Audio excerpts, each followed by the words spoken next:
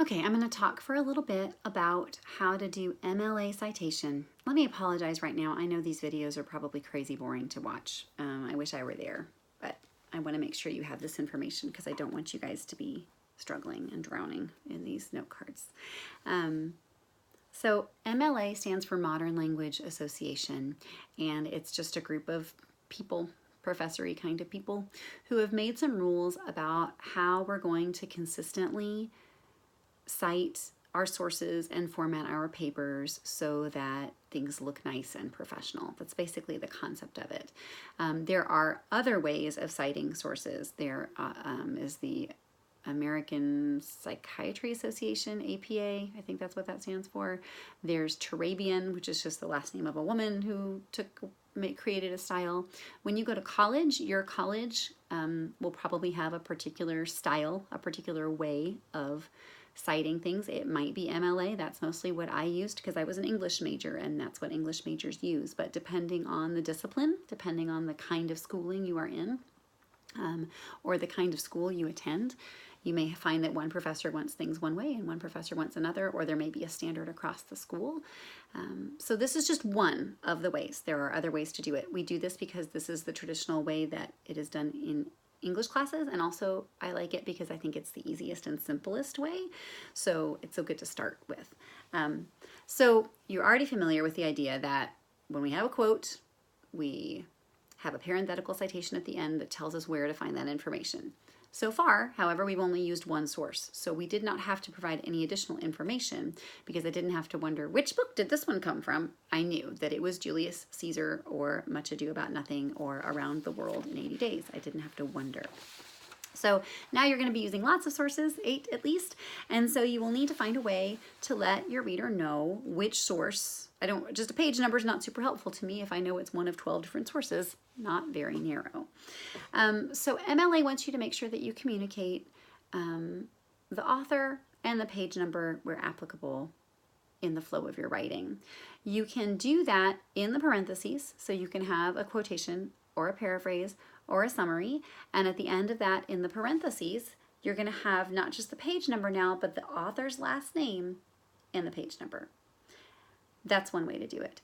If, however, in your writing you've introduced the author and you've said, Lisa Caldwell argues, in her book, She's the Best Teacher Ever, that quote, she's the best teacher ever, then I've already said Caldwell, you know exactly who's saying it. So in the parentheses there, you only have to put the page number. You don't have to repeat my last name.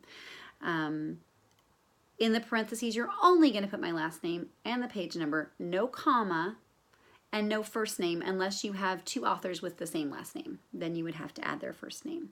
If you don't have an author or you don't have a page number, then you're going to have to do some different things. And there's a handout there that shows you what that is. But basically, if you don't have an author, then you use the title of the work and the page number. If you don't have, that's what you do. Surely you're going to have a title of the work or the website or something. There's so many examples, it's hard to tell you exactly how to do everything, but there is a handout there to tell you how to do that. If the title's super long, you can just use the first 3 words or so. You don't have to use the entire title.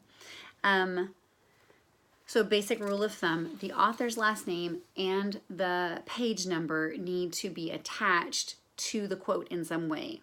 You're never going to say, in the flow of your writing, you might say Caldwell argues blah, blah, blah, but you're never going to say Caldwell argues on page 42. You would just put, that's kind of boring. I don't want to read that. I just want to see the 42 in the parentheses. So the parentheses is always going to have the page number. It needs to have the author last name if it's not been immediately evident in that preceding sentence or two which author you're quoting. And again, it's not just when you quote. It is also when you paraphrase and when you summarize, you need to provide the source. If you've summarized multiple pages, like 10 or something, that's fine. Just put those page numbers, 2-12 or whatever. Make sure as you are providing any information that you provide in your writing, if you want to reference the title of a work, Caldwell writes in her book, blah, blah, blah, you can. Make sure you treat the title properly. If it's a book, or a play or a newspaper or a magazine title or whatever that's a long, complete work, it's going to be italicized.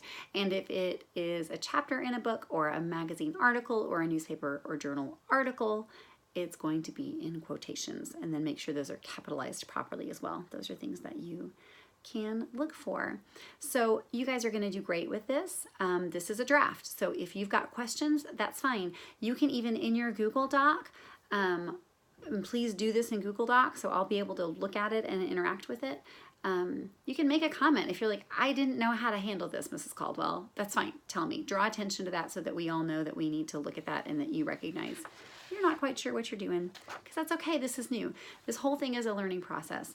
My goal is for you to get to the end of this and go, okay, that was okay, but I would have done it differently next time, because you will. You'll realize things that you wish you'd done differently, and that's fine. That's what I want you to learn, because I want you to be set up for success when you do this in the future in high school or when you get to college. Because if you continue on in your academic career, you will be doing a lot of research paper writing most likely. So good luck.